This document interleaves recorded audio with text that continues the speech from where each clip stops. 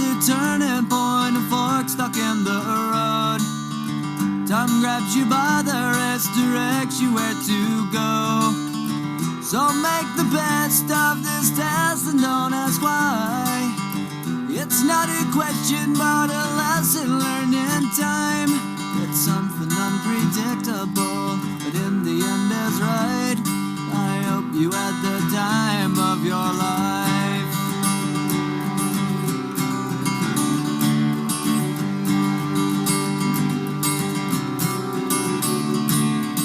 So take the photographs and still frames in your mind, hanging on a shelf in good health and good time.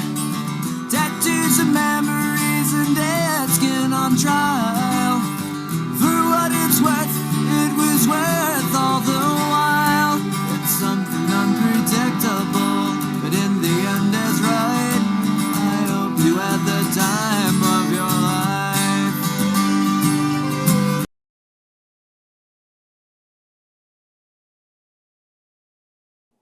Hi, and welcome to the new episode of Kiss and Tell Podcast. We are here today to pay tribute to the one, the only, the incomparable Eddie Van Halen.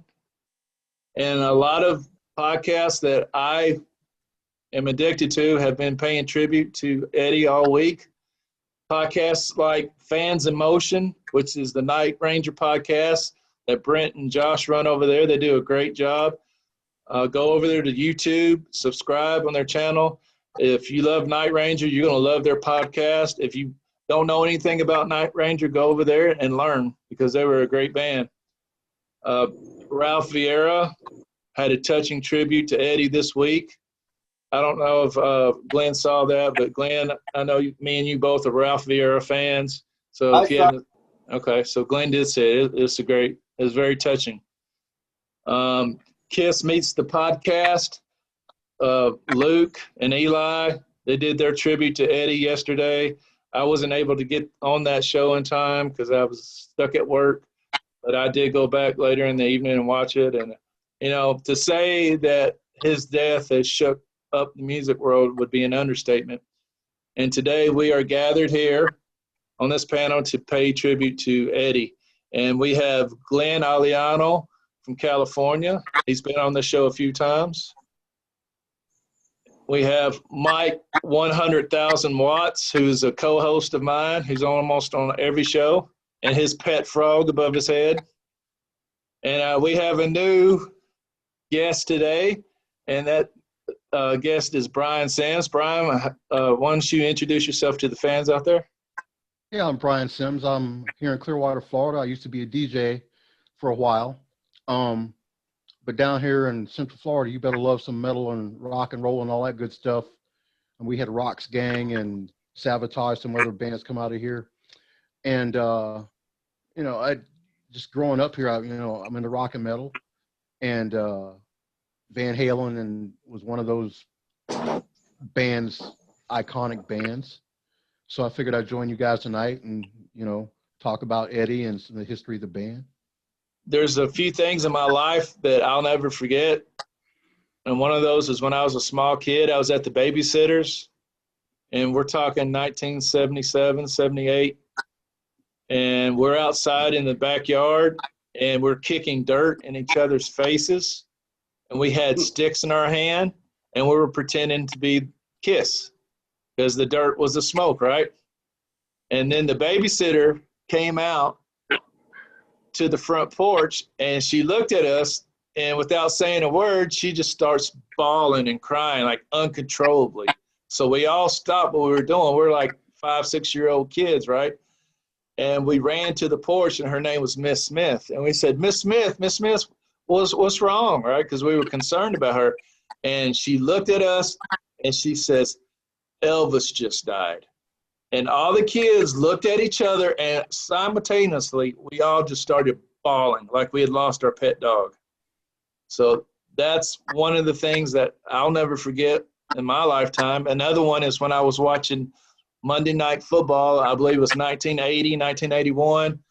And I remember the late, great Howard Cosell, with about 3 minutes left to go in the football game, makes an announcement. He goes, Remaining, John Smith is on the line, and I don't care what's on the line, Howard, you have got to say what we know in the booth.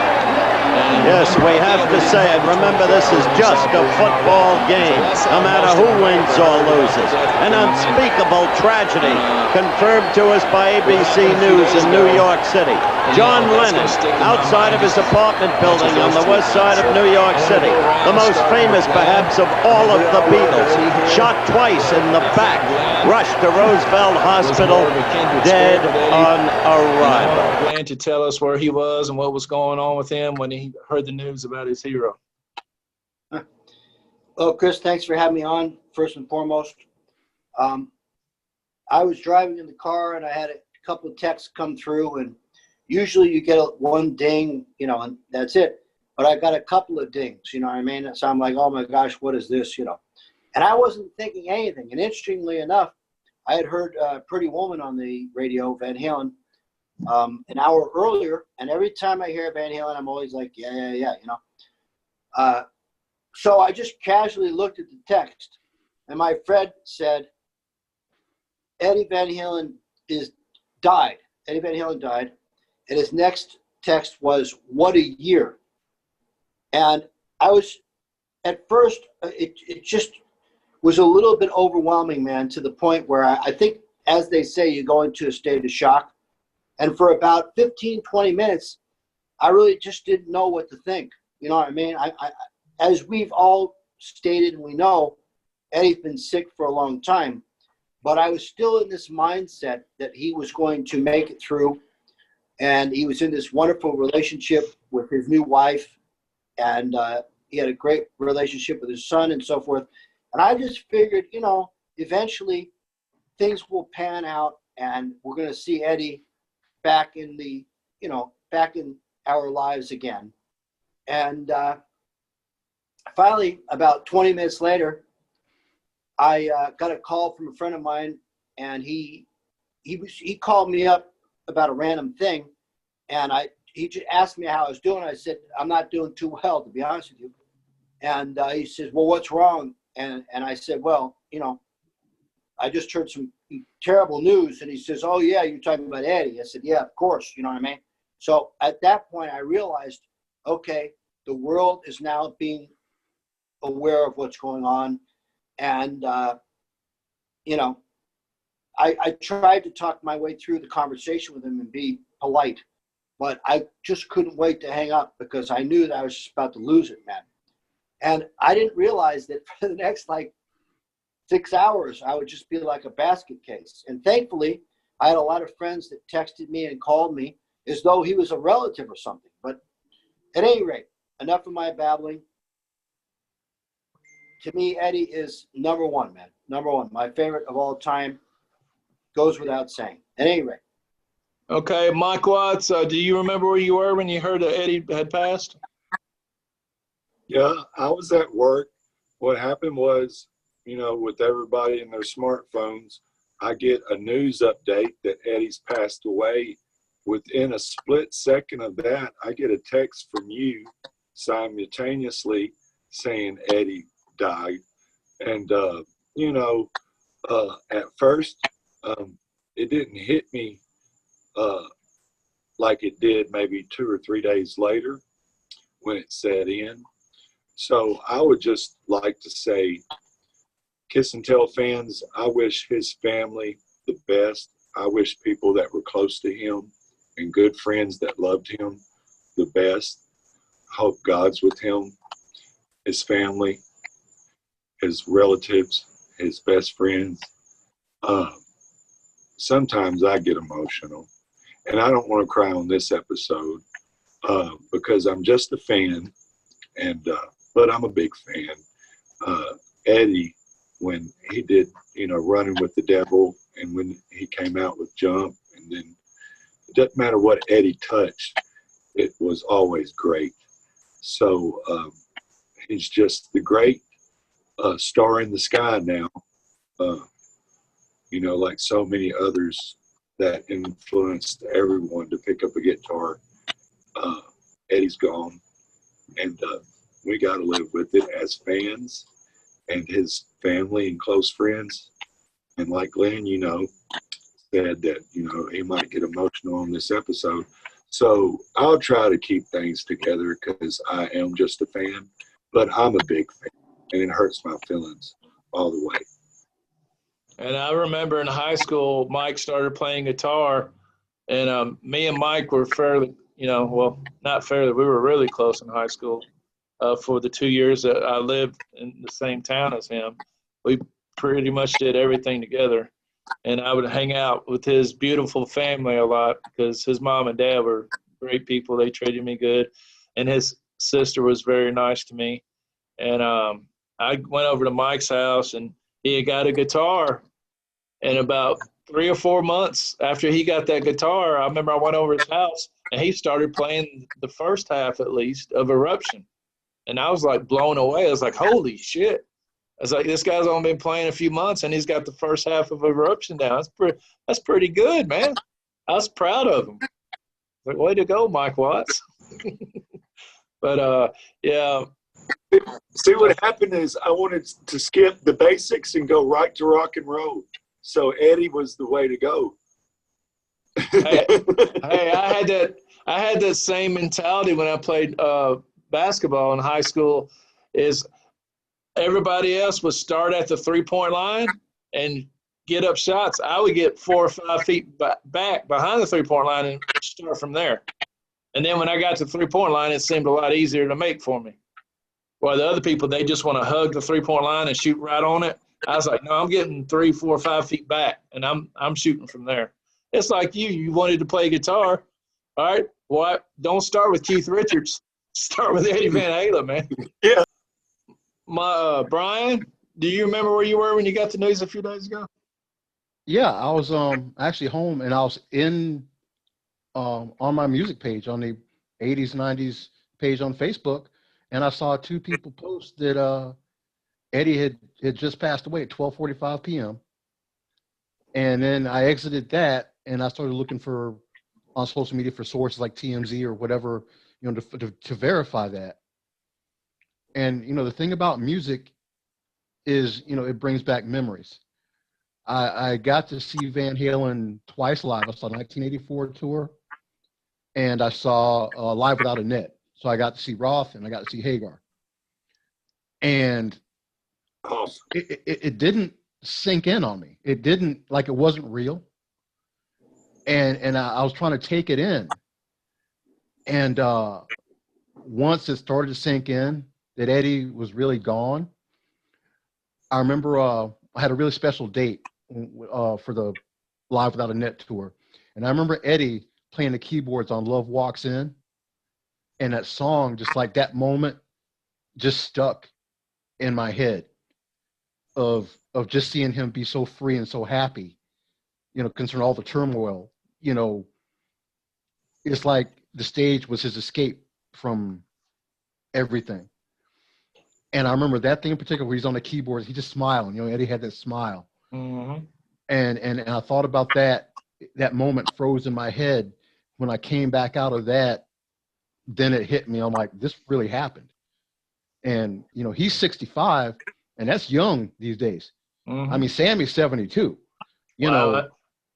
and it's, I couldn't believe it. It's one of those things where, like I said, he's not my relative, but it hit me hard. But that's what I was doing. I literally saw it on my own page on Facebook, and I'm like, oh, no. Well, Brian, I would dare to say this. A lot of people say, well, how can you get so upset about somebody you never met? Well, when it comes to musicians, I would argue that musicians are family members because you grew up listening to them. They were in your house. They were in your car. They were in your apartments, your garages. They were your family. Mm-hmm. And when they go, that's like losing a family member. I mean, when people say, I can't understand why, because they're part of my family. They're the soundtrack of my life. They're the soundtrack of my youth. And I think of them like I think of my family. Yeah, I was 10 years old when Van Halen came out. Van Halen 1 came out. It was 1978. I was 10 years old. So they've got 12 studio albums, 3 live albums. I've been listening to those guys, since 5th grade. So yeah, it's going to impact you. Absolutely. I'm going to go back to Glenn. And Glenn, I want you to share with the podcast listeners out there how you discovered Van Halen. Well, first and foremost, there was a skate park, meaning skateboarding, locally, and we had just moved from New York to California when I was a kid. And my dad, I told him I wanted to check out the skate park because I was trying to get into skateboarding. And we walked in, man, and it was like I was sitting there watching these guys skating. And it was like this really incredible thing. And of course, the ultimate background music would be Van Halen. You know what I mean? We all discovered that over time. It would be synonymous with California and skateboarding and surfing and all these various things. So at any rate, yeah. So the first thing I heard was "You Really Got Me." And I think most people around that time, that was probably what they heard first. Secondly, I heard "Running with the Devil," and I knew that it was a band, that I had never heard before. And "Running with the Devil," in a way, kind of had this big sound, sort of like Boston's first album. You know what I mean? Kind of like that big arena rock, kind of huge kind of vibe to it. You know what I mean? And so for me, it was like, okay, these guys are now on the scene. You know what I mean? That's how kind of the way I look at it. And that was around 1978, 79? Yeah. And it took me a few years, Chris, honestly, to get into the band. I'm sort of one of those people where, if everyone jumps in, I'm kind of like, well, I don't know, you know what I mean? But there was a local carnival out where I lived, and they used to blare rock music, So if you were in close proximity, you would hear that music reverberating, And I heard "Ain't Talking About Love," and I finally decided, okay, I'm now in, man, after hearing that. You know what I mean? I was like, I'm in, And so at that point, once I gave in, that was it, brother. I mean, I couldn't get enough of Van Halen. You know what I mean? So, yeah. I heard probably my first Van Halen song was probably around 79, and I'm sure, like you said, it was "You Really Got Me," because that was the cover of the Kinks song that had been a huge hit in the 60s. So everybody knew that. The radio stations played that song a lot. But what I remember first when I heard them was the sound of the guitar. It sounded different than any other guitar I've ever heard. And I didn't know what it was, and I didn't know if it was 2 or 3 guitars playing all simultaneously at the same time, and 3 guitars. I didn't know, but I loved the sound. And later on, after a few years, my dad, I think I told you, Glenn, he used to own buses in Nashville. And he would lease his buses out to rock and roll artists and country artists and things like that. And during the summer, I would get to go stay with my dad and clean out the buses and, find guitars left on the bus, or find money, or find inappropriate videos a kid that age shouldn't be watching left on the bus, right? And I remember my dad told me, he goes, he called me, he goes, well, you're probably going to like the next band I'm going out with, because I was a big, Kiss freak and rock and roll freak. And he usually went out with country people, but he did go out with rock artists too. And I said, who are you going out with? He goes, I'm going out with Van Halen. And I said, what? He goes, yeah, I'm actually going to drive the bus. And he says, for their new album. And I had just recently heard Jump. So it's for the 1984 tour. And then halfway through the tour, he stopped by to visit me and my sister, and he gave me some backstage passes, and he was telling me what a big asshole David Lee Roth was. and that was the first time. And get this, Glenn, that was the first time ever in my life. And and my dad was the one that told me about the brown M&Ms backstage. He goes, David Lee Roth, he's the jerk, and he goes, I like Eddie and Alex, they're really cool people. He's like, but I remember David's such an asshole. that if the people put brown M&Ms in the bowl, he goes crazy, starts yelling and cussing them and all this stuff. And I was like, really, over brown M&Ms? He's like, yeah. So I learned about this in 1984 before it came out to be known in the public. But then I heard Eddie give an explanation, or David. He says, well, when we saw brown M&Ms in the bowl, that let us know they didn't read our demands and they didn't do things the way we wanted it to be done. So that was a kind of a way for us to check them. I said, oh, that makes sense. That makes sense now. But, yeah, that's my introduction to Van Halen. Mike Watts, how did you discover Van Halen? Well, when I was 8 years old, it was 1980. But when I was 12 years old, it was 1984. So, I mean, you know what was happening then.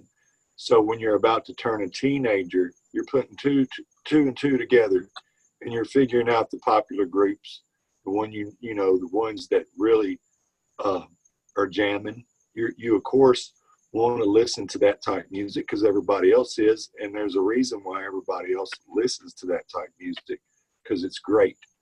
So Eddie was doing fabulous things before I ever put two and two together on who's making that band sound like that, or even who the lead singer was. But by 12 years old, I know for sure I knew who Van Halen was then. But I really don't know how I got introduced to him, because I remember hearing songs like Running with the Devil, but I just wasn't putting a band's name to it. I remember liking it, but I just wasn't putting a band's name to it until I was about 12 years old. Because from about 5 to 11, I was such a Kiss kid that, I mean, I couldn't see past them. I had like blinders on. So, I even thought about around 6 years old, I was crying because somebody told me a Foreigner song that I thought was a Kiss song was really a Foreigner song. So I can remember like 6 years old just pulling and saying, that's got to be a Kiss song, because I thought everything was good, was Kiss. So. Okay, Brian, now it's on you. Can you tell us how you first discovered Van Halen? Yeah, I was down here going to Madeira Beach Middle School. Actually, wow, I was elementary school when they came out, but I caught on to them when I was at Madeira Beach Middle. And, Q105 was like the hot rock and roll station down here in Central Florida. And out of their first 7 studio albums, with Dave Lee Roth, they had 2 number 2 albums. Well, Van Halen 1 went diamond. I mean, that thing was just, it was one of those iconic albums. So I got a steady diet of Van Halen on the radio. I got to high school, I started, really interacting and riding around with people. Like a lot of my buddies had the Van Halen cassettes. So I was, well versed with their music. And I mean, literally like every cassette, all 7 of them, and that, growing up. And I liked it. And, like Watt said, there's something different about Van Halen. They were like the purest rock. Going from classic rock on, they were like that different band. And, they were bad boys, and you were into it. And Eddie was different. The style was nothing like, he was a virtuoso and he made it different. And you got into Van Halen. They were just a different thing. And I really enjoyed them. And they stuck in my head. And that's how I got into them. It was pretty much through the media. Cause like I said, they were hitting some platinum, through those. Yeah, absolutely. They were big with, the jocks and, people like that at school because of how their music sounded. And they had some hits on the radio too. Like, You Really Got Me and things like that. Mm-hmm. So they definitely, you can make an argument for their first album being the greatest rock album in history. I mean, I'm not saying it is, but you can make that argument. You can definitely make that argument. The next thing I would like to talk about, starting with Glenn, is how, this is your personal opinion.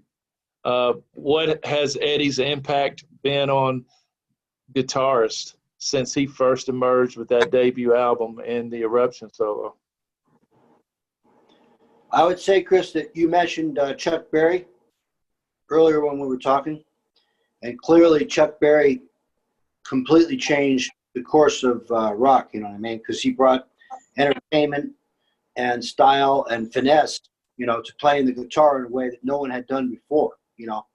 And so much so that he had influenced Jimi Hendrix. There's a picture of Jimi Hendrix when he was a youngster pretending as though he was Chuck Berry, you know what I mean? And I think, quite frankly, I mean, since Jimi Hendrix, there was no one other than Eddie that had changed the course of history, you know what I mean? And I think, quite frankly, people don't realize what an impact that Eddie had on music, not only with guitar, but with keyboards and just everything in general, you know. There's a million different reasons why I say that. And I think not only music in the 80s, but the backlash of the 90s was really due to what had happened guitar-wise in the 80s, which is all Eddie. It's really not about anyone else. Eddie completely ushered in a new moment in music when he came along. And, of course, the band as a whole helped to be a part of that. But in terms of guitar and just music in general, Eddie is the architect behind all of the music that they did, you know. So I think his impact is huge, man. Maybe even more so than we even realize at this, you know, to this very day. Yeah, it's funny if you listen to a classic rock station that plays the 1970s rock and listen to that style of guitar as opposed to a classic rock station that plays like the 80s. The guitar sounds very different, and I'm not saying one sounds better than the other because I love both sounds. But that sound that you hear in the 80s, that's directly from Eddie Van Halen. Yep. Because once he came out with Eruption and that first album, it's like all those guitarists on Sunset Strip, all those guitarists in New York City, they're like, oh, man, this guy just changed the game, and we can either change the way we play or we can get left behind because that train just left the station, and we better jump on and hold on for one hell of a ride.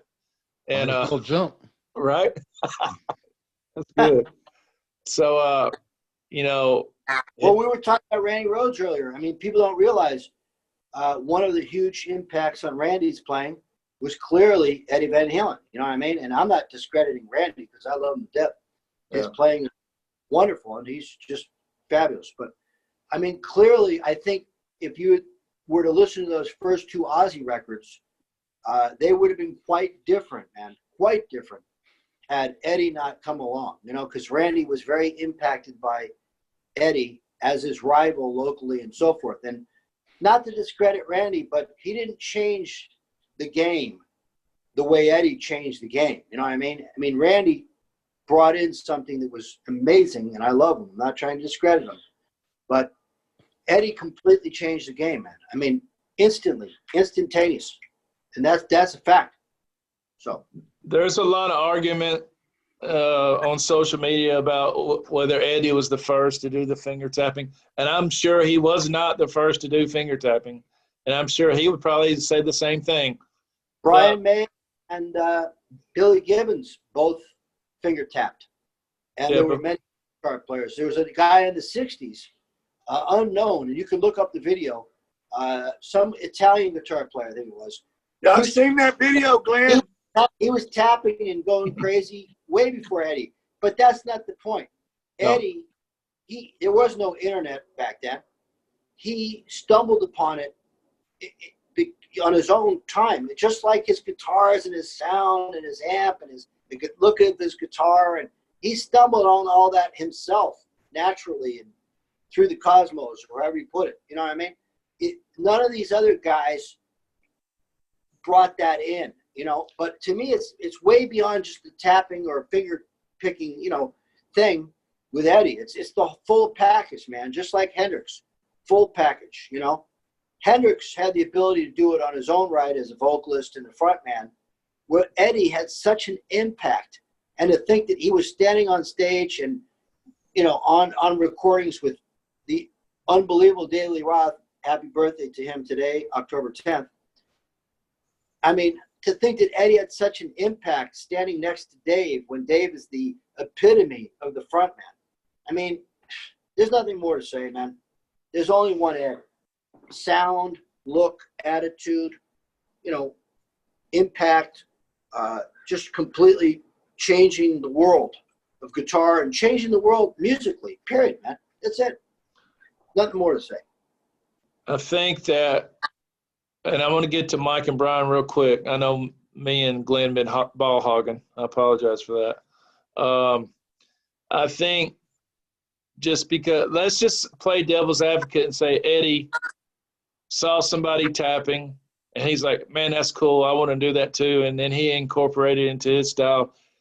Whether that happened or not, that's not, like Glenn said, that's not the point. What he did with his finger tapping and his pinch harmonics and all this kind of stuff is that he made it accessible within the framework of a great rock song. Because, you know, that tapping, those pinch harmonics, none of that means squat if the song doesn't deliver. And he was able to do that, to be part of a great rock song and incorporate those styles and techniques. And he was the first to successfully ever do that, you know. And that's what separates him is, okay, I could play 1,000,000 notes a minute, but all my guitar work within a song is not memorable. It's just a bunch of notes, you know. So I'm going to go over to Brian now. Brian, what do you think Eddie's impact on guitarists have been since he first showed up? I think in our lifetime, he said Chuck Berry, the innovator. Jimi Hendrix died when I was 2 years old. I've seen archival footage. I've seen like even Frank Hannon, Reb Beach, all these guys, they're Jimmy heads. They got Jimmy posters in their music rooms today. You know, Winger came out doing Purple Haze on their first album. But in my lifetime, the crux was 1982. To me, there were two guitarists that were taking us in a transition from classic to the later metal. You had Randy Rhoads and Eddie Van Halen. In fact, I was listening to Over the Mountain today. I was jamming some Ozzy today. Yeah. They were the guys. But March 1982, Randy Rhoads died. That left Eddie. And Eddie turned up the wick. He got better and better. And he kept making, after Eruption, he had more and more songs that were impactful. He wasn't like 1-2 hit wonder where you go, that was cool. And then, you know, he kept delivering. As they had 12 studio albums, 3 live albums. And in that whole time, Eddie was that dude. And he would do innovative things like the guitar he did for Beat It. I mean, I knew that was him without even looking, because that was just, he was like that guy. And then, and he was unique, and he was the one everybody was trying to chase. And I noticed, like, I see like Vi in concert, and he's doing Eruption faster. He's doing Eruption backwards. He's doing all this. The thing is, he's chasing Eddie. Eddie ain't chasing you. You're chasing Eddie. So in our lifetimes, because we're about, seems like the same age, there may have been 2, but there ended up being 1. And Eddie carried it to where he is that innovator. But he was such a virtuoso. Like, you can't even be like him. You can do things. You can do great things, but there's only one Eddie. I mean, he stood out to that extent. So in my life, he is that guy. If I was from another planet and I said, I want to study musical earth history, if I'm going into rock and metal, Eddie Van Halen is what I'm looking at. And there are other great ones. There's Yngwie, there's all these great guys, but Eddie is that dude. You know what I'm saying? Well said, Brian. Well said. Mike Watts, what's Eddie's impact on guitars been, in your opinion? I pretty much agree with Glenn, you, and Brian. When you're talking about the framework of a song, Eddie, it seems like, You only need about 5 good songs an album. It seemed like Eddie knew how and knew exactly what to do with music. So that's different to comparing.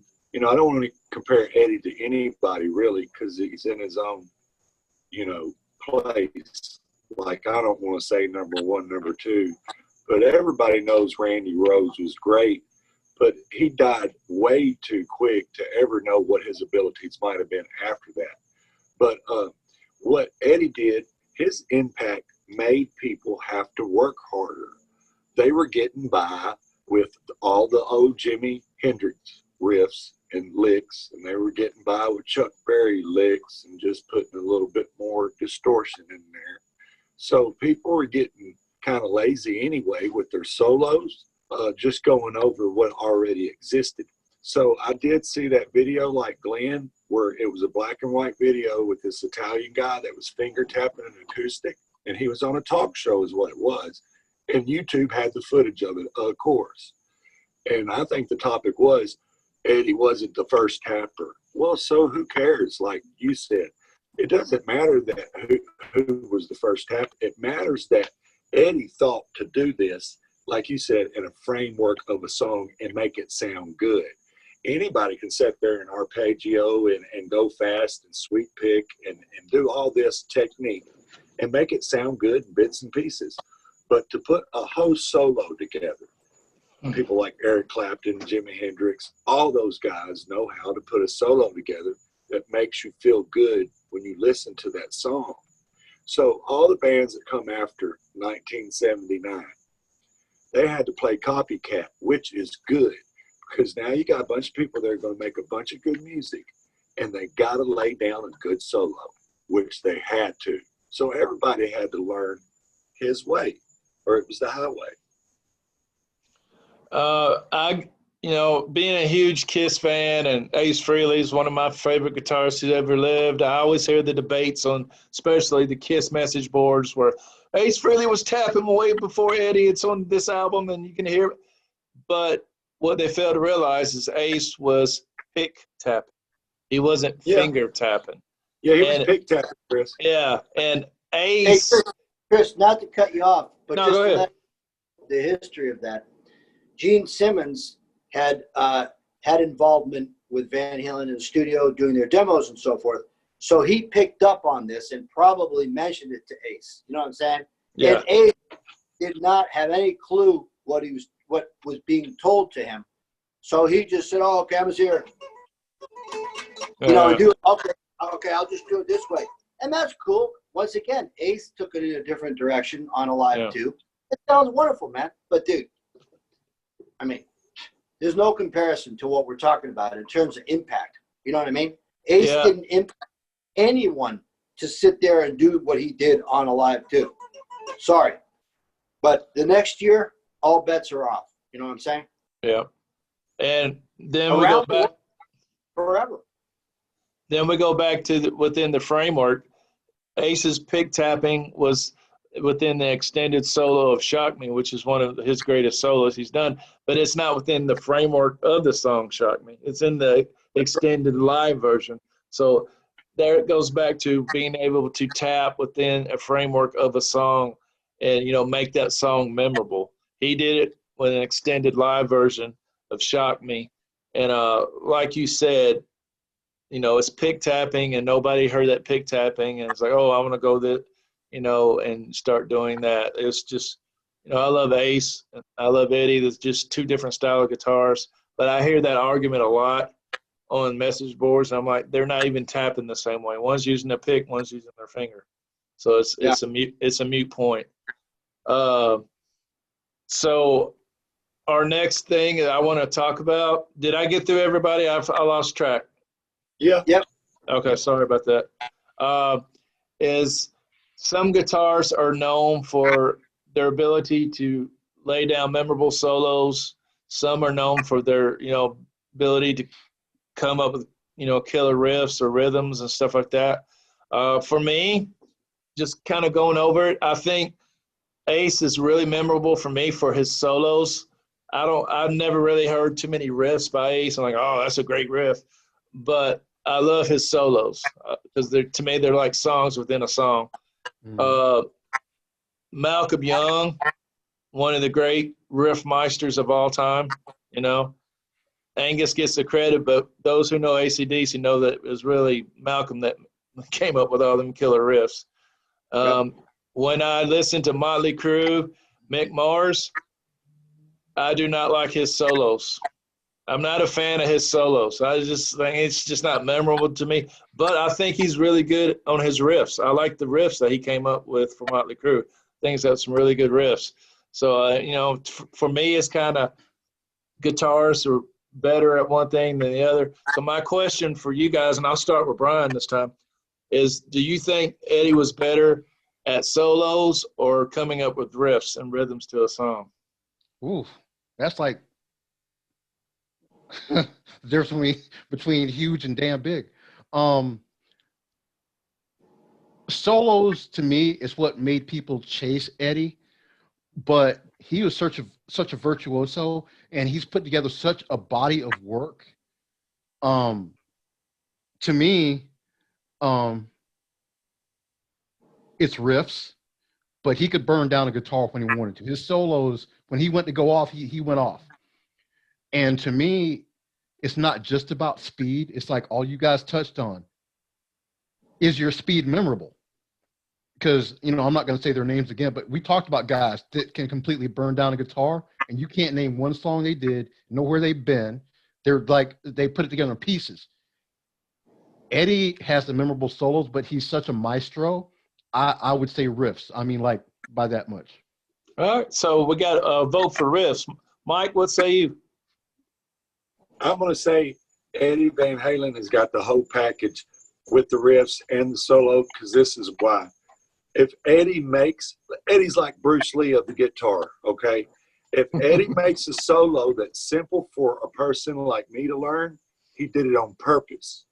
There might be a few taps, there might be a few bends, there might just be a little trill, but he did that on purpose. He tamed himself for his own song. When he didn't put a solo and jump, he did that on purpose. So when Eddie he showed us with Eruption, like Bruce Lee showed us, you know, his style in Kung Fu. He showed us with Eruption that there is no better after this. That y'all got a copy after me, period. So he knew he was the best, like then, okay? I don't care about all them other guitars because Eddie was the best after that. I mean, and people just kept following him and following him, following him. So he can put the riffs in there, and then when the solo does come, if it's a complex solo or if it's just a simple one, like Ain't Talking About Love, I love that solo because if you want to impress your friends and say, yeah, I can play an Eddie song, learn Ain't Talking About Love. It's got a cool little riff. Then it's got a cool little solo that you can actually learn within a week of practicing an hour or two a night, as opposed to Randy Rhoads' Crazy Train only learning 80% after a month. You see what I'm saying? Because it just don't have that feel. Yeah. That it flows so well with the song that Eddie made it that way on purpose. So if Eddie wants to do something, he does it on purpose, and that's what I like about Eddie. Even when David left, I mean, I know he's the best front man ever. Maybe, you know, I mean, within a group, Elvis, I would think, was the best front man ever. But if David Lee Roth didn't have Eddie there, you know, I'm thinking it's all Eddie. And I don't think, you know, with David Lee Roth's attitude, when David Lee Roth left the band, Eddie's got to keep things going. And he did. It doesn't matter what the band was called after that. They were called Van Halen. He kept it together and kept making hits so he could do what he wanted to in life. And he showed everybody, it doesn't matter who's with me and my brother, I'm always going to rock it. So I think Eddie's just the whole package. I think he's got the riffs with the solos. Mike, get off the fence. Pick one. Solos then. Solos, okay. Yeah, obviously Eddie's the whole package. No doubt about that. Yeah, to your point, Van Halen had 4 #1 albums with Sammy Hagar. And I'm not trying to get in that debate. They had 2 #2s with David Lee Roth. They had 4 #1 albums with Sammy Hagar. So like you said, I'm Eddie, this is Alex, and whoever else is with us, they're with us. But they went from the rock and metal era after that and still throwing together #1s. That is staying power when you can pull that off. Yeah. And Glenn knows how I feel about the Van Hagar years. And one thing that I'll say is Eddie's guitar never disappointed, no matter who was in front of the band. For me, this is tough. I like how Mike talked about that song, Ain't Talking About Love, because you're so correct, Mike. You're so spot on. And here's how I know that. When I was in college, me and 2 guys on my floor, we decided to enter the talent show. And one guy was a drummer / singer, and the other guy was a rhythm guitarist, and I just was going to play the lead. And so we chose 2 songs. It was Sunshine of Your Love by Cream, and the other one was Ain't Talking About Love. And when they first said, hey, let's do a Van Halen song, I immediately went, oh, shit. I can't play no freaking Eddie Van Halen solo. That was the first thing that went in my mind, dude. First thing, I was like, no. And they're like, you don't like Van Halen? I said, no, I love Van Halen, but I can't play Eddie. I can't do it. And they said, well, let's try this song because the solo doesn't sound that hard. And in about 3 days, I nailed that solo. And we played it, and we actually won first place in the talent show. And after the show, the people were coming up. They're like, dude, you're playing Van Halen. And they were so impressed. And I was like, yeah, but like Mike said, it's like Mike said, he didn't want that solo to be hard. So, he wanted to throw people like me a bone, I think. Yeah, so we could play some of his. But you know what's great about bands? The more simple the song is, the bigger the hit is. Sometimes, yeah. The more complex the song is, it doesn't do well. Yeah, there's always exceptions, but yeah, usually the public tend to like meat and potatoes over complexity. But then, there's always exceptions to the rule. If I have to pick riffs or solos, it's really hard because he can do either one equally well. But I never heard people say, oh, I started playing guitar because I heard the riff to Ain't Talking About Love. But I have heard people say, I started playing guitar because I heard Eruption a million times. So I'll give a slight edge to the solos. So, Glenn, you're up, man. I left you for last on purpose. Oh, no problem. I was going to say, in regards to all you guys have said, I mean, I agree with all you guys. And as we've said, he's an all-around guy, without question. And I think that he's perhaps one of the best riff guys ever, along with, Tony Iommi and Malcolm Young, Jimmy Page, just amazing guitar riffs, That's the basis of a song. If there's no riff, then what is the vocalist going to sing over? You know what I mean? But I think, in essence, I think that his solos are the thing that are going to make him memorable forever. Because like you said, no one's going to think about the riff much, unfortunately, even though that's the basis of the song. You know what I mean?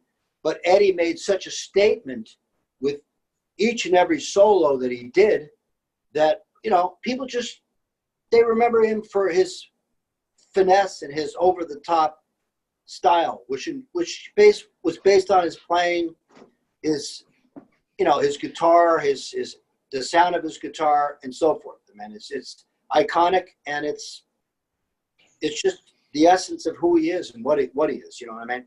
I heard an interview with Gene Simmons a couple of days ago after Eddie died, and usually when Gene's on TV talking, I'm rolling my eyes like, oh my God, what kind of crazy shit's going to say? But he actually gave a very good tribute to Eddie, and he said some very profound things, and I for once was like, wow, Gene, that was good. You should do that more often, And because I remember, I'll never forget after Kurt Cobain died, he got on TV and goes, oh, Kurt Cobain, what a coward. He took the easy way out. And I'm like, dude, really? Oh. Really, man? Really? That was a D move. Oh, yeah, right. Yeah, that's not good. Oh, yeah. That's it. Oh, I was just like, man, you couldn't do better than that. So anyway, he actually did a good tribute to Eddie, and he said something very profound. He said that, you know, him and Eddie used to hang out a lot in the early 80s, and he was talking about when they were recording Creatures of the Night, which was Kiss's big attempt to come back to like the heavy metal hard rock sound that they had been avoiding for like the previous 3 or 4 albums. And I remember a couple of stories where Gene was like, they had like 8 guitars coming in and out of the studios because who's going to replace Ace Frehley, right? And he said that he was talking with Eddie, and they had all these guys coming in, and he asked Eddie, hey, who should we keep? And I can't remember his name, Glenn. You might remember, but the guitarist for the band, Mr. Mister. You know, what's his name? Steve Ferris. Steve Harris? No. Steve Ferris. Yeah, Ferris. Steve Ferris. Yeah, Steve Ferris is Iron Maiden. Steve Ferris. Steve Ferris was, in the band. Go ahead, Glenn. You're good. No, I think that's his name. I think that's his name. Yeah. I think you're right. It sounds good. So we're going to go with Steve Ferris. So he was in Mr. Mister, Take These Broken Wings and all that.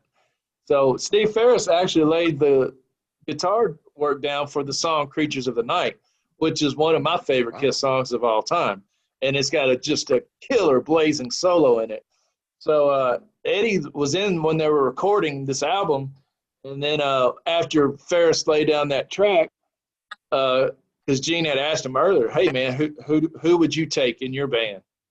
And then after Ferris laid down that track, Eddie famously turns to Gene and goes, that's your guy. And then, like I always say, Gene's – and he told Gene that's his guy, but Gene didn't listen to him. He went and got Vinnie Vincent. So – yeah, that's my boy, Vinnie. So boys are going to rock. Right. So Gene was saying that, Eddie was complaining to him about David Lee Roth, being hard to deal with, and he wanted out of the band, and he wanted to join, according to Gene, wanted to join Kiss, although Eddie never ever confirmed saying that. And so he told Eddie, no, you're too big, you go to overshadow the band, you need to stay in your band, it's named after you and all that. But Gene said that, he was disappointed in Eddie in a way because Eddie came to the studio and says, hey, let me play this new song that we're working on. And he started on the keyboard, synthesizer, or whatever, and started playing the opening part to Jump. Dun, dun, dun. And then I guess him and Paul were sitting there while he was playing it, and he played it for 30 or 40 seconds, whatever. And Gene looked at him and goes, okay, when does the guitar come in? He goes, no, man, there is no guitar. It's just the synth. And Gene's like, you're kidding me, right? You're a guitar hero and you're going to play the synthesizer? But Gene said, that shows you how far ahead he was thinking, because we were just wanting the same old stuff regurgitated from Eddie. We didn't want to hear another blazing solo. And Eddie was thinking bigger and further on down the road. So I thought that was very appropriate on how Gene was talking about Eddie being a step ahead of everybody, kind of what Brian was talking about. There's no doubt the impact that Eddie has had on the music world over the course of the last 42 years since Van Halen 1 first came out is undeniable, man. Undeniable. Not to mention the fact that when Michael Jackson was putting together what would become the biggest album of all time, he didn't call up, they didn't call so-and-so and so-and-so and so-and-so to come in and play a solo. No, he said, I'm going to write a rock song, which became Beat It. And they wanted to bring in the ultimate rock and roll guitar player, the ultimate rock god, Eddie. Guitar Player magazine was the biggest guitar magazine in the world in 1978. Eddie won Best Guitar Player of the Year. 1979, Eddie won Best Guitar Player of the Year. 1980, Best Guitar Player of the Year. 1981, Best Guitar Player of the Year. Sorry, Randy. 1982, Best Guitar Player of the Year. 5 years in a row, Best Guitar Player of the Year, Guitar Player magazine. Who is the greatest guitar player in history? That's debatable. Eddie Van Halen, though, is a god amongst gods of guitar and music, without question. Jimmy Page, Pete Townsend, You ask any guitar player, any musician on the face of the planet, if they'll back up what I just said, and I guarantee you they will. Okay? You got a bunch of impersonators after Eddie. There's only one Ed, period. Yeah, that's well said. He's definitely, no matter what you think, he's definitely on the Mount Rushmore somewhere. Without question. Oh, gotta be. Yeah. It's As far as guitar players go, like I had mentioned to you guys earlier today, Rolling Stone magazine, whether you want to discredit them or take them seriously, they did a best guitar player issue about 10 years ago now, and they put out 4 separate covers for this issue. One was the undeniable Jimi Hendrix, without question, Eric Clapton, without question, Jimmy Page, bulletproof, master of the guitar. Then they also include one guy that exemplifies the 80s and what was to become, Mr. Edward Van Halen, the ultimate, in my opinion. Yes. I want to give out a shout to Steve Lukather. And for those who don't know, I'm a huge Toto fan, and he was the guitarist of Toto, and he also played on Beat It with Eddie. And I love the story that Eddie once told about Steve. I don't know if you heard this, Glenn, but apparently in the late 70s, early 80s, Eddie went to this party up in Beverly Hills somewhere, and so he said he started making his way around the room and saying hello to people and all that. And then this guy said, "Hey, I want to introduce you to the guitar player for Toto." And Eddie said, to himself, he said he kind of smirked, like thought, oh, shit, Because for him, he said, I'm honest, at that time, I just thought they were just like this pop band on the radio, and I didn't take them serious. And he said, so me and Steve started talking, and he said, before you know it, we had a few beers, and all of a sudden, guitars were in our hand. He said, so Steve was like, hey, man, can you show me how you do this and show me how you do that? And said, so I'm showing Steve all this, my tricks of the trade or whatever. And he said, then Steve started playing, and he goes, and I was blown away on how good this guy was. He said, he blew me away. He's like, and I have so much more respect. He said, because I did not take him seriously as a guitarist. He said, but after we sat down and jammed at that party, he's like, I just could not believe how good this guy was. And they became lifelong friends, and that's how, Steve and Eddie ended up on Beat It because, they had that friendship. They had that bond. And Steve's plays the rhythm part to Beat It, and Eddie comes in and plays that masterful solo of his. But I just love Toto, so I always want to give him a shout-out. Chris, I had to straighten somebody out on Toto. Yeah. I said, you got a cassette. Somebody from Toto is on that track. They got Porcaro. They got so many great musicians at every position. It's like, you go home and you start looking through the credits on your music. Toto is on everything you got, including Thriller. And they're underrated. No matter how many Grammy awards they put up, once they said, hey guys, we're pretty good. Why don't we put our own band together? But yeah, they are worthy. So I agree with you, and a shout out to Toto. Right. I love Toto. And they're so humble, and they made such great music. I think Africa is one of the greatest songs that's ever been recorded. Amen. And these guys are not even in the freaking Rock and Roll Hall of Fame. So that shows you what kind of joke that place is. Hey, Chris, since you mentioned my name when you started talking about Toto, I was just going to mention that Steve was the only guitar player on Thriller other than Eddie. You know what I mean? He did all the tracks. And he's an amazing, amazing guitar player. I saw him live. I love him. As far as Toto goes, they started out as Boz Scaggs, backing band. And Boz Scaggs was kind of like James Brown, man. He cracking the whip, you know what I mean? And, nothing but absolute greatness from the band. And so just when the Eagles were, backing Linda Ronstadt and everyone in the beginning, they started their own band and became the Eagles, which is phenomenally unbelievable. And same with, Toto, as far as I'm concerned, people don't realize how great those guys are. And Steve Lukather is a monster guitar player. Monster. I mean, And he can he's play just about anybody, man. and he's so freaking humble. If you listen to him in his interviews, he don't want cred. He don't want shine. He'll sit there and just talk about how great other people are. And that dude's an amazing guitarist. And I think I've told you this, Glenn. That solo he does and Hold the Line, that's one of the greatest solos within a pop song I've ever heard in my life. Oh, yeah.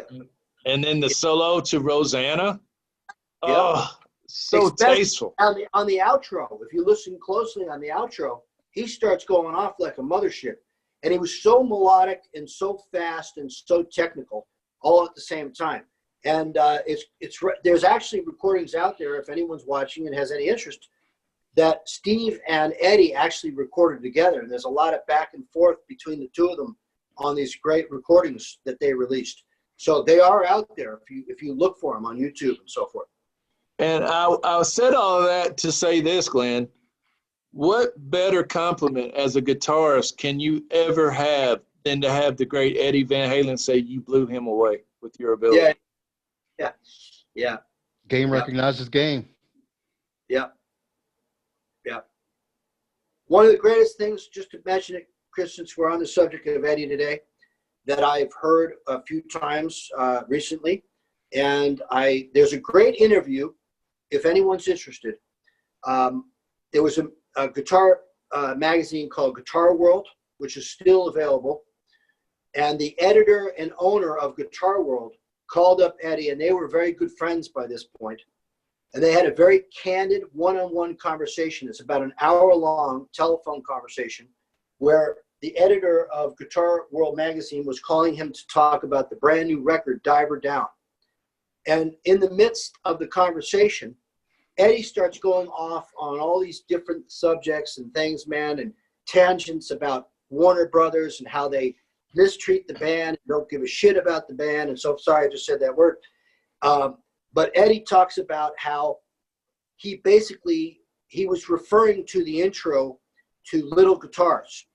And he basically was talking about how he wanted to do something in that flamenco style, but he really couldn't pull it off, you know. So he said that he worked endlessly until he figured out a way to pull the wool over everybody's eyes. You know what I mean? Like he was faking it. He found a way to fake what he was trying to do. So even Eddie realized that he had his own limitations in terms of the guitar, which is so interesting because no one would ever think that about the guy.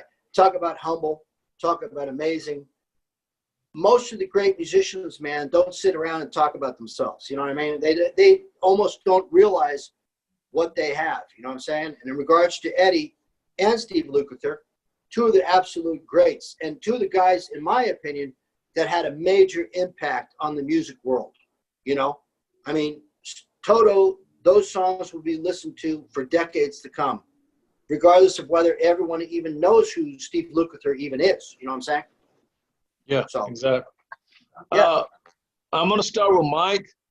And after we all answer this question, I'm going to turn the microphone over to Aliano. Aliana. Shot me. No, I'm going to turn the microphone over to Glenn after we all answer this question, and he's going to do his little tribute to Edward. Isn't his middle name? Ludwig, right? It almost sounds like Ludwig, but it's spelled differently. Ludwig, yeah. I thought it spelled out, and I'm like, how do you pronounce that? Yeah, I think it's Ludwig. Ludwig like the drums. Yeah, not as the drums, but like the drums. But it's spelled different, right? Yeah, it is. Look that up, Brian, and let me know. But I believe it's spelled differently. So right now, we're going to turn the microphone over to Glenn Aliano. He's going to do Shot Me. No, he's going to do his tribute to Eddie Van Halen. Take it away, Glenn.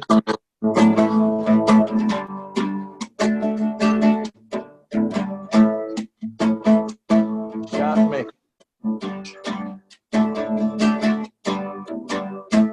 Yeah, brother. Okay. Okay. Let's see. I don't know if you can hear this. Here we go. We got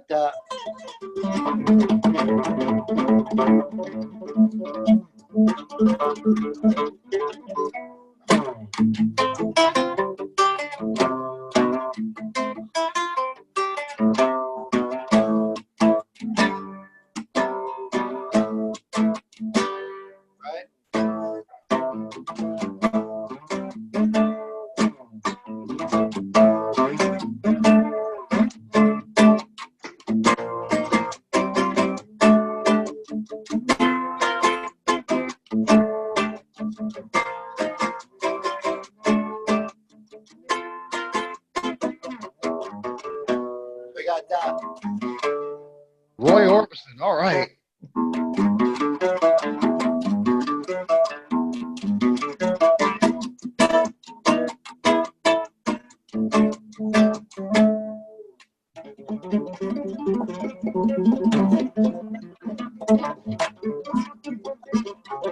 something like that.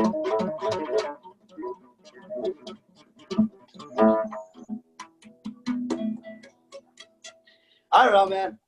It is what it is, brother. Good job, man. Good job. Good job. That was awesome, man. I wish I could do that. Right? I got the guitars. I have no skill. Mike McCaskill, can you hear us now? You look like Antifa down there. You gonna blow some stuff up, Mike? You looking like Antifa down there. Can you hear us, Mike? That's silly. And we finally have a connection with another special guest tonight, Mike McCaskill. We're going to turn over to Michael McCaskill, and he's going to tell you a little bit about himself and what he's got going on. Hey, y'all, my name's Mike McCaskill. I've been a musician since I'm 5 years old. Started off playing the drums at 5. I've been playing the guitar for the last 11. And I have a band called Hated by Many, which has an album coming out next month. Worldwide, yes. And I'm just a really dedicated musician. So everybody loving music. That's what I do every night, every day. I still breathe it. Just like the little kid I used to be, you know. Same thing. Getting older has not killed that for me. The only thing I don't care about no more is no fame, nothing like that. I don't want none of that. This is just about music, you know, to me, and that and the fact that some people need to create something quick because it's dying. A lot of the good classics are dying. And speaking of dying, you know, we're here forever, you know, ever Van Halen, which, you know, he touched me when I was little, you know, all the way back to the junk days. And man, I saw him at the Monsters of Rock in Memphis, Tennessee with the Scorpions. Did you see that show, Chris? No, I think you went with Brian Hammer, maybe. I don't know. Yeah, I was hammered. I mean, Brian Hammer. No. Yeah, Brian Hammer. Yeah, that was my only time ever seeing Van Halen. But man, they rocked the Liberty Bowl. I can tell you that was awesome. You know, wasn't Metallica with him too? Yes, they were off of Garage Days. I feel old after saying that. But that was for, you know, everybody, you know, used Metallica, you know, as a mainstream word. My next question for you, for the panel, is this, and we'll start with Mikey Picks. Should Wolfie, Alex continue the band Van Halen with new members? And if you think they should, who would you bring in to replace Eddie? And also, who would you bring in to be the singer? Oh, that's a who would I call to replace Eddie? If you think they should continue on as Van Halen. No, I don't. I don't personally, but somebody else might. I mean, Van Halen to me is going to be, you know, David Lee Roth for one, you know, all the old songs, and Sammy Hagar too. They put on a, you know, they had a good run there for a little while. You know, whatever happened to him, you know, him and Chicken Foot, whatever they're called. Chicken Foot jams. I like Chicken Foot. But you know, they had a good run at it. You know, he's got him a nice little place down there in Cabo. Yeah. All right, so Mikey Pick says Van Halen should cease to exist in honor. Unless his son can magically play like Dad, then there you go. Can he? Well, he's a bass player. I don't think he plays much guitar. I'm sure he plays a little bit, but I don't think he's This nowhere. might motivate him. Yeah, it might. This could motivate him. You never know. Just like Dimebag motivated you. Absolutely. Yeah, he did. I didn't know the first thing about guitar, and not the first thing, as far as the technical stuff goes. And don't give me a soldering iron, because I still ain't, I ain't too good at the wiring in the back, because I fried this one sitting over here. But I had to have it ready. Needless to say, it had to go to the shop after I got through with it. But hey, that's how you learn. That's right. So we're going to go over to Mike, 100,000 watts. Should Van Halen continue? And if so, who are you bringing in to be the singer and the guitar player? Yeah, I pretty much agree with Mike. They should probably cease to exist. I mean, Eddie was always, the reason why they stuck around anyway. So, but just for giggles, you can't replace Eddie with anybody that's living right now. So I'm just going to say for shits and giggles, I want Tommy Thayer. Mike Watts. He's already impersonating us freely. Now he's got to impersonate Eddie. Yeah. So we're going. Tommy Faker. We're going to pick Frankenstein. Ace Frehley's Frankenstein. And Franken-Ace. Who are we going to get for lead singer, man? Let's go with Bon Jovi, man. Let's go with John. I think Glenn's about to throw up. I'm just looking at his face down there. All right, so according to Mike, 100,000 watts, not only should Van Halen continue, but they should bring in Tommy Thayer to mimic Eddie Van Halen and John Bon Jovi to be the new lead singer. I'm telling you one thing about Tommy. He will learn every single note there is that he needs to play. Yeah, and because he's a worker. And he would bring you that Starbucks every morning too. All right, Glenn, you're up. Just playing. Glenn, you're up, man.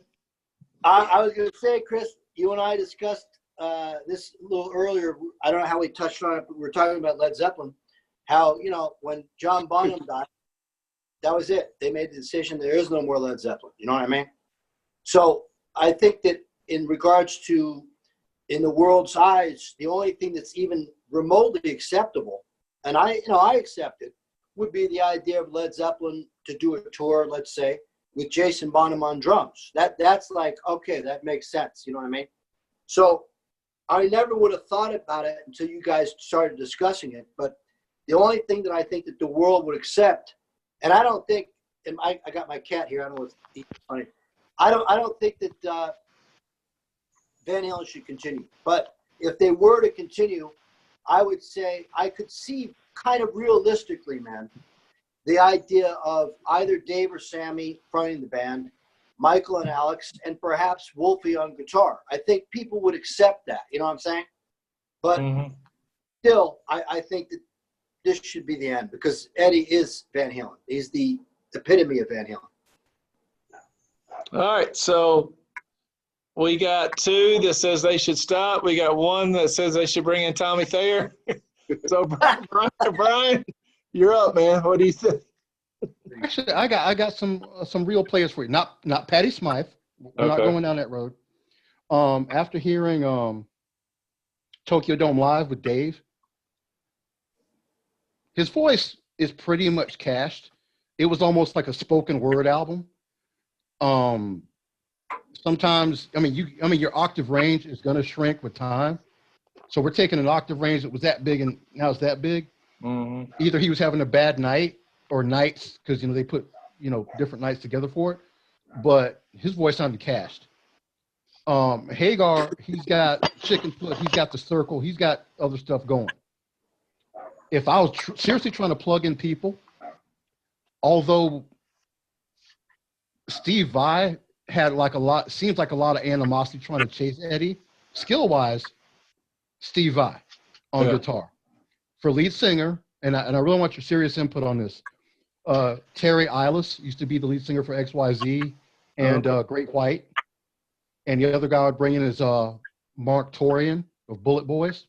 Yes. If you play Smooth Up In Ya, For the Love of Money, Mark Torian can get down. I mean, dude can scat. So if I seriously was trying to do this, I'd bring in both of those guys, see who could do it better, because Terry has more of a classic voice, and I'd have to hear him try to do Van Halen material. But I know Mark Torian of Bullet Boys could walk into a roadhouse in Memphis and they'd go, oh, that dude's good.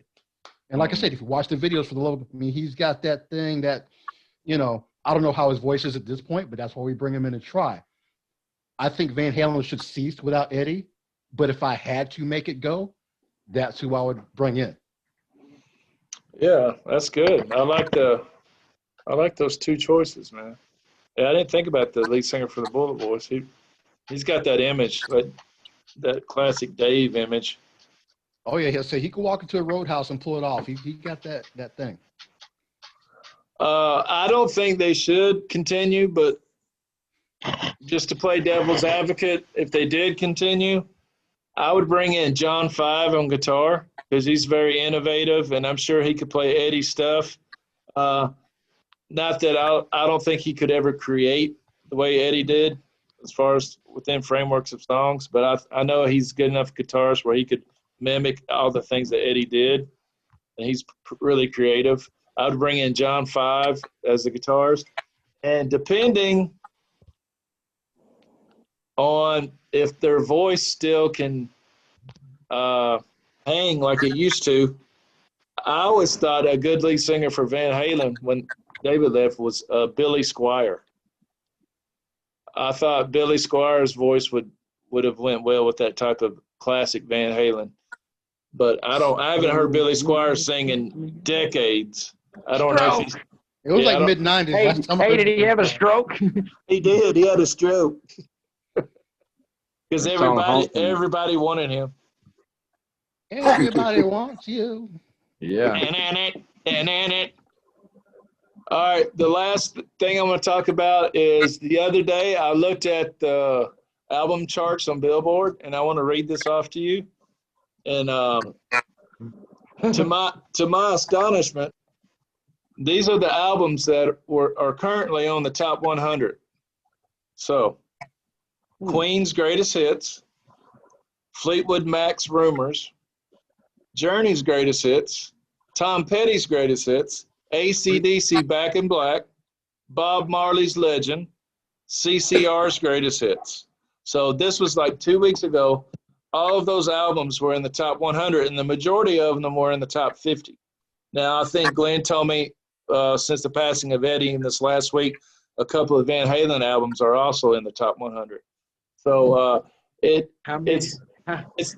astounding how these albums are coming back, and what does that say about the current state of music, and what does that say about what we consider classic rock? So, Brian, what do you have to say about that?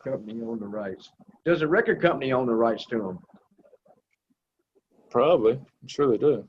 Are they just putting it out to make them a buck? Because it seems like I see what you're saying on that subject. I've seen a lot of that going on. And I was wondering what the catch was. There's always a catch somewhere. But I don't know how they tally album sales. It's not like they used to. They go by views on YouTube and downloads on Spotify. Yeah.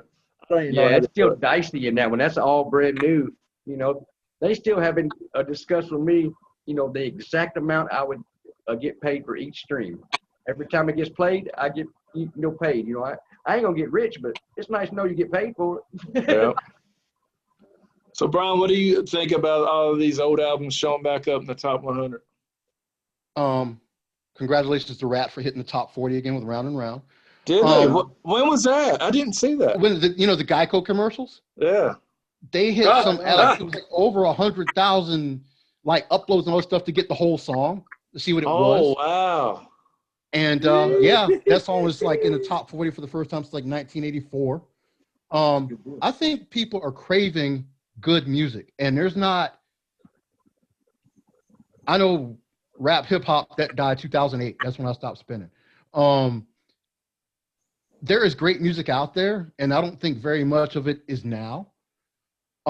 There's some rock bands I like Daughtry and all that, you know, but what I yearn for, what I love, is our rock, classic rock, into metal, into some of the hair metal stuff.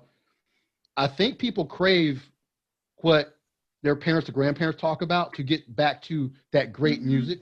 And sometimes they will experience it and like it. And if you can get a run on it, it will sell. But those bands you name, I mean, that's classic stuff. That's, you know, I think it can find a niche among certain people who, if they're introduced to it, they will like it. The thing is, if you've never heard it, know nothing about it, you know, you can't love what you never heard. But, and like I said, I wonder who's putting this, why is it now? And why these things in particular. But I think great music, if it was great then, it's great now. You just have to find the right customer base to get to it. Yeah, the right promotion. I was watching Cobra Kai the other day, and when Johnny came out of his apartment building and hit the road, he turned on the radio, and Poison was blaring out his radio, right? And then later on in the episode, he starts getting onto the guy, the little student he's training, and says, "Hey, man, you know, put some Guns N' Roses on your phone." And he goes, "What's Guns N' Roses, right?" And Johnny's like, "Are you kidding me?" And then in the next episode, that same kid's phone goes off and it's playing Rat. And he goes, "Is that Rat?" And the kid goes, "Yeah, man, I went down this 1980s hair metal wormhole, man. It's freaking awesome." So Yeah. Promotion, man. I miss the arena rock tours. I do. Oh yeah. Oh my God. There was concerts coming left and right everywhere. Boom, boom, boom, boom, boom. I loved it. Glenn, you're up, brother. What say you? I was going to say, in regards to all you guys have already said, first and foremost, as far as album sales today, it's based on many things, like you said, downloads, digital, it's all culminated now. It's not just physical sales. You know what I mean? They put everything together, and that's where it charts based upon that. Secondly, as far as artists today, there's only a few artists really that they put emphasis on actual albums. You know, Taylor Swift, when she comes out with a new album, they talk about the new album, Taylor Swift's album, you know what I'm saying? But it's gone back to the way it was before in the 50s and early 60s. It's all based on songs now. People only download songs one at a time. So it's based on singles. A lot of bands are only putting out one song at a time. You know, they're not putting out a culmination of a record because people aren't physically buying records anymore. So when you're talking about album sales, Van Halen, Queen, Bob Marley, Led Zeppelin, Beatles, they are album makers. You know what I mean? So I think the idea of putting out a record at this point is almost, it doesn't make sense. I mean, you put out one song at a time. You could put out a record and say, "Oh yeah, I'll buy the whole album," but people are really interested in one song at a time. Because they don't. Do you think? No, I was going to say, Glenn. Do you think it has to do with the attention span? I think it's just got to the point where, you know, the world has changed completely. The five of us like to go to the store and physically buy the album, look at the artwork and so forth and so on. Now, yeah, I missed that. Do I like that song? You know, and they'll listen to it and they'll download it or whatever it is. A group like Maroon 5, they put out one song last year, and they put out one song this year. That's it. One song. They didn't put out a record. They put out one song. You see what I mean? They keep talking about, "Oh yeah, we're working on a record," but they've only released one song. You see what I mean? So I think that's kind of what it is. You know, people are probably going out, older people, probably going out and physically buying those records, 1984 and Van Halen 1 and Queen Greatest Hits. They're going to the store and physically buying them at Target and wherever else. You know what I mean? Whereas the young kids are not buying records anymore. So to see some album in the top 50 or whatever of a new artist is becoming less and less of a trend. That's why we got Journey Greatest Hits in the top 100, because the latest rap guy is just releasing songs. You know what I mean? Yeah, and to have physical copies of your music, I mean, this right here is all you need to see for the exhibit A of why you should buy albums. Right here. There you go. There you go. That's a nice one, Chris. It's Alive too. Inside It's Soul. Alive. Oh, yeah, baby. Yeah. Beautiful. To Yeah, Glenn's point, I know kids that, I mean, no, not kids, 25-year-olds, they've never held music. It's always been uploads, streams. They have never touched. You know, they had dad's CD. They never had a CD. They never had flash drives. It was all digital media. I can't fathom that. I don't get it. Me neither. Hey, Brian, I was just going to say, I was talking with one of my students, and he's 25, and he was saying this morning, I was just talking with him, and he said that CDs are completely dead. Cars don't have CD players. If you go buy a laptop, it doesn't have a CD, you know. You do, all digital by phone. CDs are completely finished. I sold all mine, except for the ones I loved. You know, they're gone. In a resurgence. Yeah, they've been gone a while. People who are interested, but the mass public out there, they're only interested in songs that they're hearing on the radio or from the, like you said, a car commercial or a video game or something like that. So I was watching TV today, and apparently on TikTok, some kid jumped on a skateboard and was going down a hill listening to Dreams by Fleetwood Mac. And now that album, Rumors, is like one of the top selling albums in the country right now because of that TikTok video. Go Fleetwood Mac. And that's great because that's an amazing album and great song. So good for them. I was going to say that I think the five of us, amongst probably many viewers and many people in an older age group, whatever it may be, might look at what's happening now as a real negative. You know, I think it's a real negative, but the world doesn't really care because the world just keeps changing.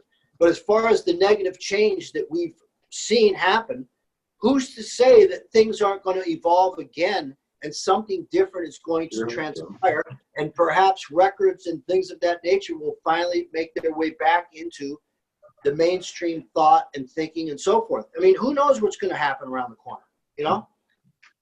100,000 watts. What do you think about these classic albums showing back up in the top 100? I agree with Glenn and Mike and, you know, them about everything being streamed so much, but you're not going to have album sales like you used to. So an album that's put together like a 70s album and they actually sell it at Walmart, you know, or they sell it where you can, you know, order it online. People love that type of music. The albums are going to be there. You're going to have a few albums in the top 100 at all the time, probably for the rest of our life, because there is so much just one song. And this new song come out today. This new song come out an hour ago. This new song come out 30 minutes ago.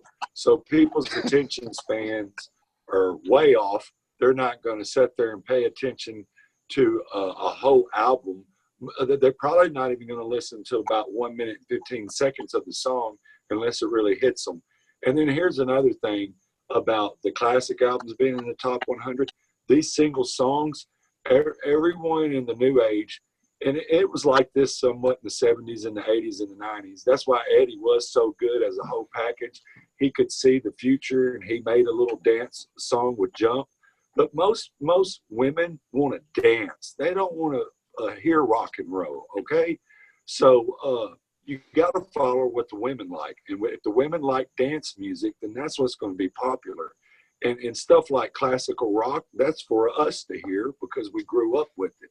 But people are not going to ever go back to the classic rock sound full time, because what it is back then in the 70s and the 80s, it almost was shunned upon to want to dance, you know, and now ever since 1990, people just want to shake a leg and they want a dance poppy tune. They want a rap song or anything, but that's what it's geared towards. And if the media is geared towards that, that's what's going to come out.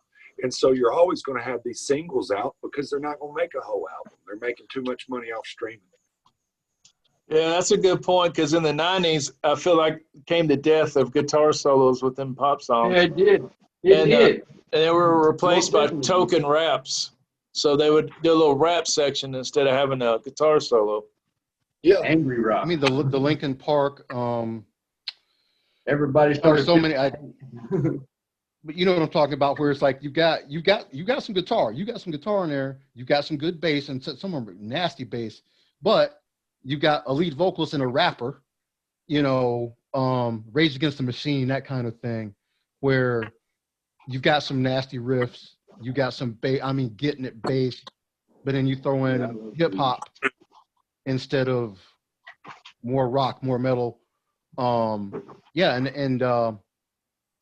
in the future, we can talk about those transitional bands like that, to where you got elements of rock and metal, and then you went in this other direction, and that caught fire, and it always stayed, you know. But I think Linkin Park, I mean, I like some of their stuff, but it went away. Like 1000 Watts said, once it went in that direction, the classic was not coming back at that point. Yeah. Well, this is going to bring us to the end of the show. I want to thank Mike 100,000 Watts, Glenn Aliano, Brian Sims, and Mikey Sticks or Mikey Picks, and check out his new album called "Hated by Many," dropping next month. And speaking on that single stuff, one last thing, we put out one for every song, and then release the album. But a lot of people are doing that too. Also, they put a single out, then they put another single out, and then by the time the album's set for release, they'll have the whole album out. Some of them. Okay. Yeah, it's a new era. It's a different ball game. You have to adapt, and I'm sure you will. And I'm on it. Once again, our prayers go out to Wolfie and Eddie's wife and Eddie's ex-wife. But, you know, a lot of people are kind of not giving a lot of thought to, I think, is there's only one person that's been with Eddie every day of his life from day one, and that's his brother Alex. Right. So Yep. I think a big special hug, if you will, a thought, a prayer should go out for Alex, because that man's got to be going through some immense pain right now, losing somebody like that. Absolutely. So we have you in our prayers and thoughts, Alex and Wolfie and everybody else. And we'll keep rocking. We'll keep listening to Van Halen. Van Halen will never die. Nope. As long as people listen to music, they'll listen to Van Halen. And once again, go check out Fans in Motion. Go check out Kiss Meets the Podcast. Buy Mike's album, Hated by Many. And we will see you next week on the Kiss and Tell podcast. Bye, guys. Thank you. Have a good one.